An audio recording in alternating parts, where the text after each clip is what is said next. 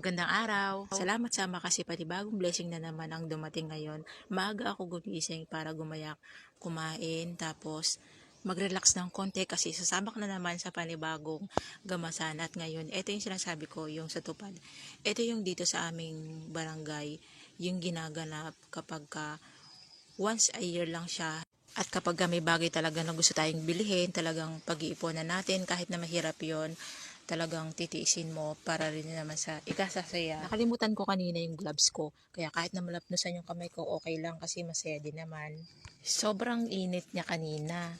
Ang oras niya ay nag-umpisa kami siguro mga 7 to 10 ng tanghali. Sobrang kainitan siya kaya kailangan talaga may sombrero ka dyan. Nang natapos na nga kami, pupunta na ako sa kubo kasi manananghalian na uli kami. Ayun nga pala yung ginamasa namin, malawak na. Bumili na rin ako ng juice kasi ang init ng panahon at sa susunod uli,